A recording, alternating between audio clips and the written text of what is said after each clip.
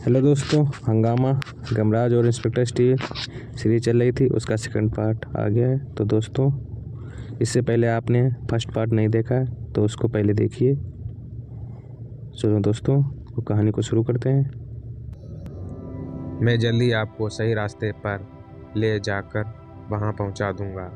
अब स्वामी को क्या बताऊं कि मैं इस शहर की भैंसों को देखने के चक्कर में रास्ता नहीं देख पाया। कसम कसम भैंसा देवता की, यहाँ की भैंसें हैं बड़ी ही अच्छी। करिश्मा चूही चावला से भी ज़्यादा मटक मटक कर चलती हैं। जिन खंडरों में गमराज एंड पार्टी ने सूटकेस के छोटा था, उस तक पहुंचने में उन्हें शहर की कई सड़कों पर भटकना पड़ा था, जबकि उनके पास ऐसा करने का मौका नहीं था क्योंकि वे कानून के उस सिपाही की नज़रों में आ गए चुके थे। वे रहे सूटकेस के साथ ही सूटकेस उनके साथ नहीं, लेकिन उनके पास वे सूटकेस है जिसमें सेठ बनवारी लाल के फिरौती के रूप में हासिल किए हीरे हैं। इस बार ये मेरे हाथ में बचकर नहीं जा सकते। बीच सड़क में खड़ा कर दिया। अरे, ये तो वही बदमाश रोबोट है। इसने फिर में हमारा रास्ता रोक लिया। स्टील ने अपनी बाइक को तेजी से आगे बढ़ाकर फिक्र दी। गल नहीं स्वामी, उस बदमाश रोबोट ने हमारा नीचे का रास्ता रोका है। हम ऊपर के रास्ते से होकर जाएंगे, दोबारा अपना रास्ता पकड़ सकते हैं। ओह नो, ये गाड़ी तो फिर एक अनोखा कमाल कर गई। मैं अपने स्कैनरों को चालू करके इसकी मशीनरी को समझता हूँ। ओह नहीं, अपने स्कैनर चालू करते ही स्टील का मस्तिष्क कथक कर उठा, क्योंकि गाड़ी में उसे मशीनरी और पुर्जे की जगह दिखाई दी है, मांसपेशियों और हड्डियाँ। हे भगवान, कैसी गाड़ी है ये! चक्कर गिन्नी बनकर अपने दिमाग को स्टील ने तुरंत ही संभाला। मुझे फिलहाल उसे रोकने की सोचना चाहिए, वरना वह उन बदमाशों को लेकर एक बार फिर मेरी आंखों से ओझल हो जाएगी। और उसे रोकने के लिए यह एंकर वायर एकदम ठीक रहेगी।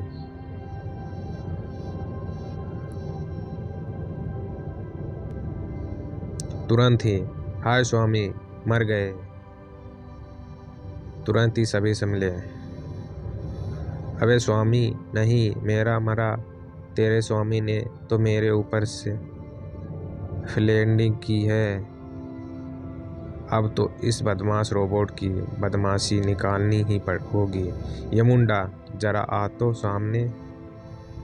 सॉरी स्वामी, इस हालत में आना संभव नहीं। छूटने की कोशिश जारी है। जैसे ही छूटूंगा आपकी सेवा में हाजिर हो जाऊंगा। अब तो मुझे खुद ही निपटना होगा। रुक जाओ गुरु, वरना बेकार में अपने 64 दांत मुड़वाओगे। 64 दांत? लेकिन मेरे तो सिर्फ 32 दांत हैं। तुम्हारे साथ 32 दांत मेरे भी तो टूटेंगे ना। अपने मैंने पहले ही गिन लिए हैं। अपने दांतों की फिक्र मत करो। मैं तुम जैसे लोगों के दांत तोड़ने में नहीं, उन्हें गिरफ्तार करने में विश्वास रखता हूँ। इंस्पेक्टर स्टील ने आगे बढ़कर गमराज और संकालू के हाथों में हथकड़ी पहना दी। इसी के साथ अभी तक शांत खड़े 3 तिगाड़ा शिकारिये हो उठे। गम अंकल के हाथों में इस्पात के आभूषण पहनाकर तुमने अच्छा नहीं किया। इस्पात के पुतले, इन आभूषणों को जल्दी से उनके हाथों से निकाल दो, वरना हमसे बुरा कोई नहीं होगा। मुंह छोटा है तो छोटी ही बात करो और अच्छे बच्चों की तरह सामने से हट जाओ। हमें छोटे मुंह से बड़ी बातें ही नहीं करनी, बल्कि ऐसे मुंह भी करते हैं जिसमें तुम जैसे बड़े बड़ों के छक्के छूट जाते हैं। लो ने हथकड़ियों को पिघला कर जहां गमराज और संकालू को आज़ाद किया, वहीं छींट ने स्टील के कदमों के नीचे वह फिसलन पैदा कर दी जिसने स्टील को चारों खाने चित होने के लिए मजबूर कर दिया। जल्द ही संभला स्टील, मुझे ये तो नहीं पता कि तुम ये सब कैसे कर पा रहे हो, लेकिन इतना ज़रूर पता है कि तुम जो कर रहे हो वो शैतान बच्चे ही कर सकते हैं, इसलिए तुम्हें तुम्हारी शैतानी का सबक सिखाना ही होगा। ओफ, ज़रूर, हमें हमारी शैतानी का सबक ज़रूर सिखाना, लेकिन पहले हम तक पहुंच तो जाओ। ओह, फूंक ने स्टील को एक कदम आगे बढ़ने ही नहीं दिया। अब स्टील को सोचने के लिए मजबूर होना पड़ा। ये तीनों शैतान बच्चे जो भी शैतान कर रहे हैं अपनी बेल्टों से कर रहे हैं, मुझे उनकी बेल्टों को बेकार करना होगा। अपने जैम्बर से उनकी बेल्टों की आंतरिक प्रणाली को जम करके स्टील ने किसी भी आंतरिक प्रणाली को जाम करने वाला अपना जैम्बर नामक यंत्र इस्तेमाल किया। अगले ही पल वह बुरी तरह चौंक गया।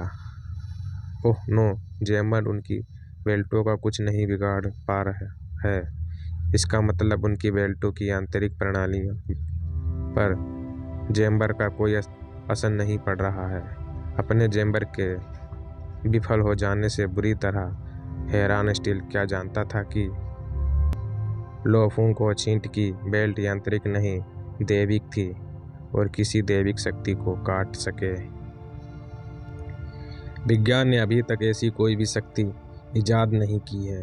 ओफ, इन शैतान बच्चों से जल्द ही निपटना होगा, वरना ये अपराधी एक बार फिर मेरे से निकल जाएंगे। इस आंसू गैस के बम से शायद कोई बात बने। आंसू गैस के तीखेपन ने बच्चों की आंखों में तुरंत प्रभाव डाला। हाय माता श्री, मेरी आंख! ओफ, लगता है किसी ने आंखों में मिर्ची भर दी। गुरु, आंखों में भरी मिर्ची को निकाल कर फेंकना मत, संभाल कर रख लेना, सब्जी में डालने के काम आएगी। ही। थामे हुए थे, जबकि स्टील, तू हवा बहुत तेज फेंकता है, तुझे इस तिरपाल में बांधकर ढाल देता हूँ। फायर फाइटरों की तरह एवेस्टस की पोशाक तुझे आग नहीं फेंकने देगी। और पानी फेंकने वाले शैतान बच्चे, तेरे लिए आग बुझाने वाली गाड़ी का यह खाली वाटर टैंक एकदम ठीक रहेगा। तीनों बच्चों का इंतजाम करके स्टील ने गमराज और संकालू को अधर में उठा लिया। तो तुम दोनों ही मेरा हुलिया टाइट करने वाले थे। देखिए रोबोट साहब, भगवान के लिए मुझे नीचे उतार दीजिए। मेरा कच्छा ढीला हो रहा है, अगर मैंने उसे ना पकड़ा तो नीचे गिर जाएगा और सोम हो जाएगी। ऐसा है तो मैं तुम दोनों को छोड़ देता हूँ। लो गुरु, दांत गिनना शुरू करो। और लो, दांत नहीं, वे हड्डियाँ गिनना, क्योंकि दांत से पहले हड्डियाँ टूटनी शुरू हो गई हैं। गमराज और संकालू की दर्द भरी चीखों ने लो फूंक और छींट के गुस्से से भरा डाला। तीनों निकलने को छटपटा उठे। ज़्यादा देर नहीं लगी उन्हें आज़ाद होने में। तीनों ने एक साथ ही स्टील को अपना निशाना बनाया। वाह मेरे शेरों, सही समय पर आए। लोग के क्रोध का पारा तो 7वें आसमान को छू रहा था। बहुत बदमाशी कर चुका तू बदमाश रोबोट, अब लो तुझे अपनी आग के भीषण ताप से पिघला कर रख देगा। लोग को गमराज ने तुरंत ही संभाला। नहीं लो, हमें किसी को नष्ट करने जैसा गंदा काम नहीं करना, ये अपराध है। हम तुम्हारी बातें मान लेते हैं गमराज, लेकिन इस रोबोट ने तुम्हारी पिटाई की है, इसलिए हम इसे सजा तो देंगे ही। फूंक की बेल्ट से वह भयंकर तूफान निकला जो 400 किलो वजनी स्टील को तिनके की तरह उड़ाकर भूसे के ट्रक तक ले गया। इधर गमराज एंड पार्टी ने यमुंडा को आज़ाद करवाया और अपनी उस मंजिल तक रफ चल पड़े जो शहर से बाहर इन खंडरों में मौजूद थी। मैं इंस्पेक्टर स्टील को छठी का दूध याद दिलाकर सेठ बनवारी लाल से हीरो की फिरौती ले आया हूँ कमिश्नर साहब। कमिश्नर साहब, हाय कितना अच्छा लगता है जब कोई मुझे कमिश्नर साहब कहकर बुलाता है। काश मैं राजनगर पुलिस का कमिश्नर बन पाता। सिपाही के रूम में अगर अंधाधुंध रिश्वत लेते हुए सस्पेंड ना हो जाते तो शायद आप ऐसा कर भी पाते।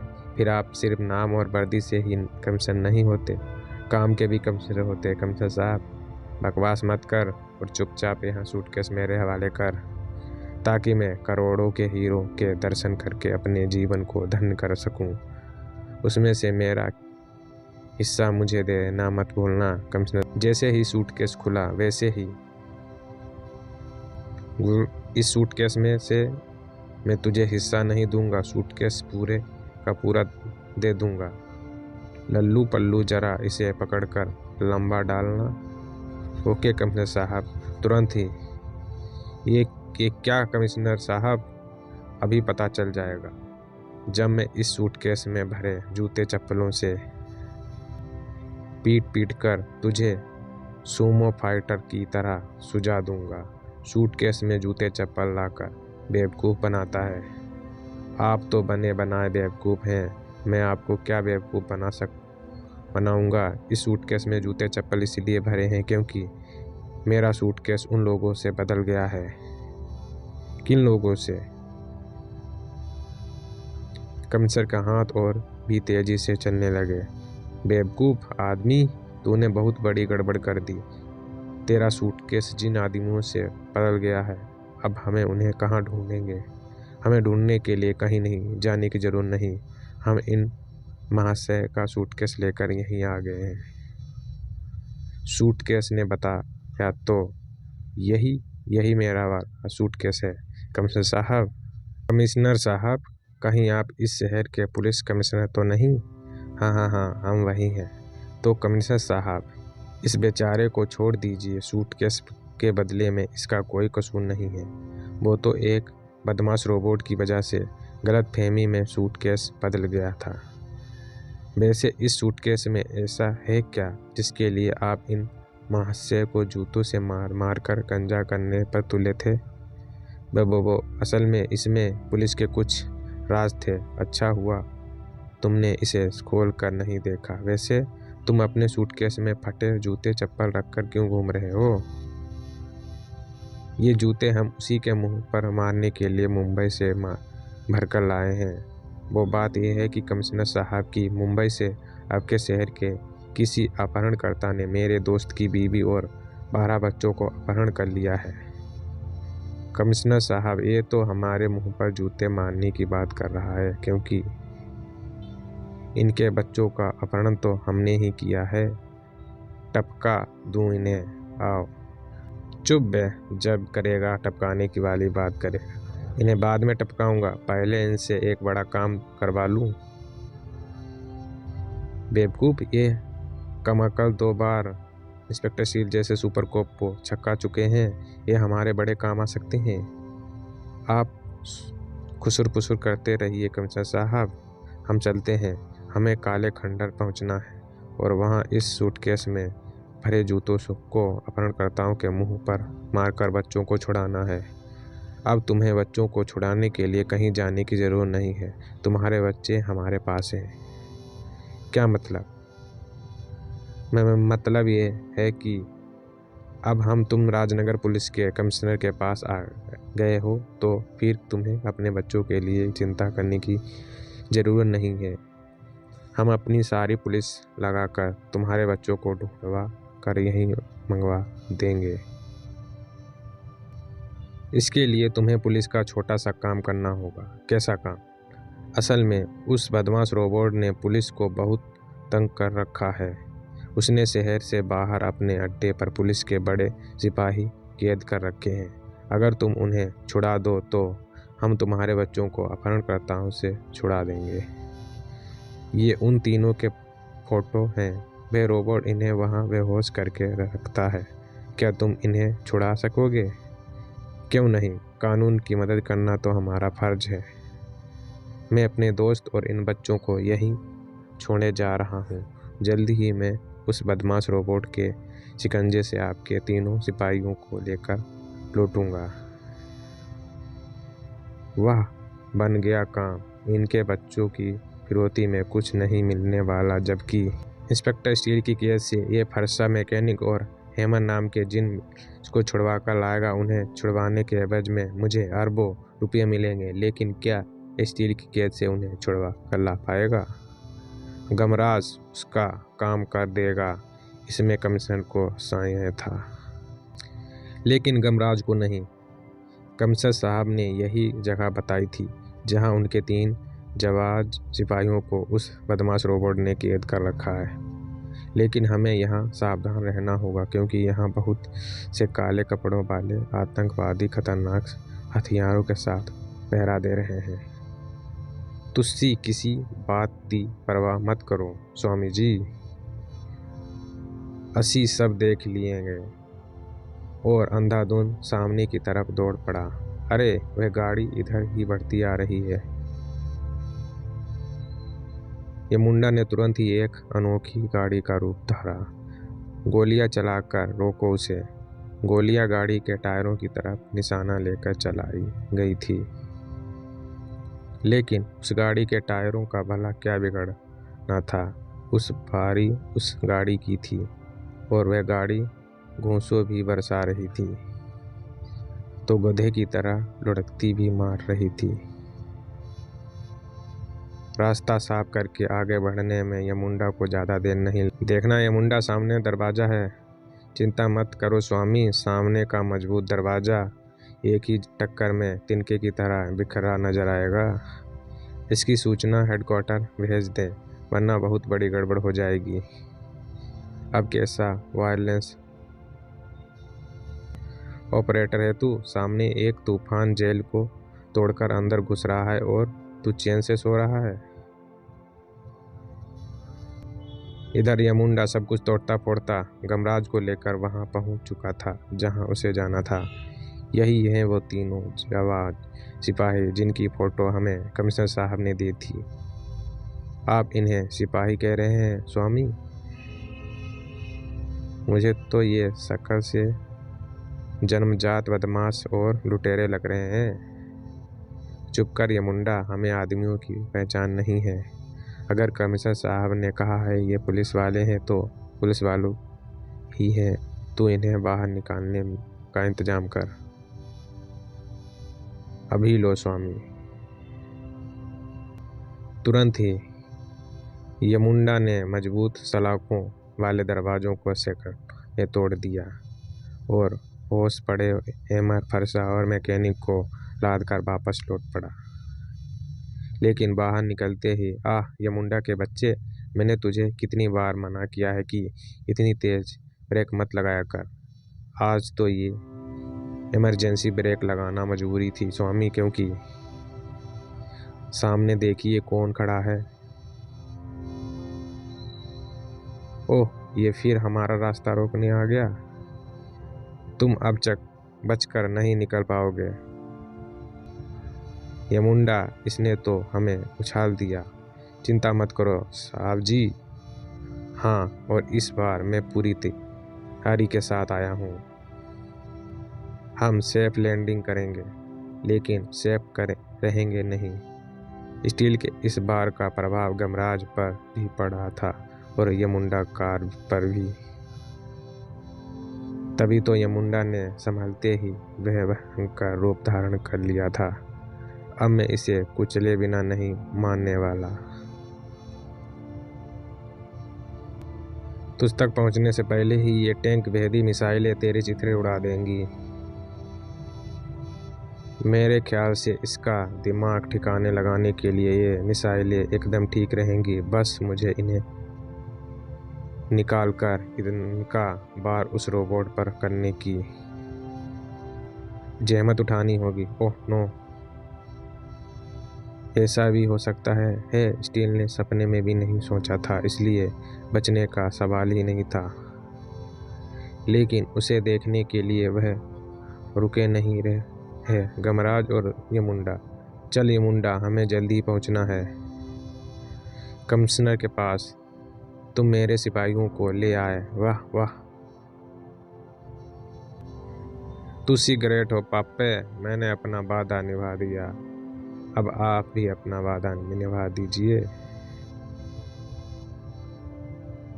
भीषण धमाकों के बीच घिर गया स्टील का शरीर। कमिश्नर साहब, मेरे दोस्त के बीवी बच्चों को छुड़वाइए। क्यों नहीं, उधर देखो, वे रहे तुम्हारे दोस्त के बीवी बच्चे, और ये रहे तुम्हारा दोस्त और वे तीनों बच्चे जिन्हें तुम हमारे यहाँ छोड़ गए थे। ये सब क्या है कमिश्नर साहब, आपने ये सब क्यों कर रखा है? इसलिए क्योंकि मैं सिर्फ नाम का कमिश्नर हूँ, असल में तो मैं इस गैंग का सरगना हूँ जो मुंबई, राजनगर और आसपास के अन्य राज्यों से लोगों का अपहरण करके तगड़ी फिरौती वसूल करते हैं। वैसे अब मुझे घटिया काम करने की ज़रूरत नहीं, क्योंकि अब मैं तुम्हारे बल पर बड़े बड़े अपराधियों को जेल से छुड़वाकर अरबों रुपये कमाऊंगा। ओह, तो तुमने मेरा गलत फ़ायदा उठाकर मैं तुम्हें छोड़ूंगा नहीं। रुक जाओ,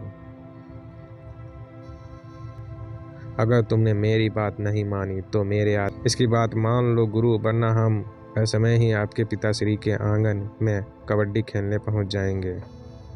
रुक जाओ अंकल जी, वरना हम अनाथ और हमारी अम्मा विधवा हो जाएंगी। सफ़ेद कपड़ों में मैं वैसे भी अच्छी नहीं लगती। इतनी सारी करुण पुकारे भला गमराज को कैसे ना गमगीन करती। मुझे तुम्हारी हर शर्त मंजूर है। गमराज अपने साथियों को बचाने के लिए हर वो काम करेगा जो तुम कहोगे। इसकी ज़रूरत नहीं पड़ेगी गमराज, उसके कदमों को कैसे ना रोक पा देती। तुम्हारे साथियों को बचाने और इन अपराधियों को जेल में ठूसने के लिए मैं यहाँ पहुँच गया हूँ।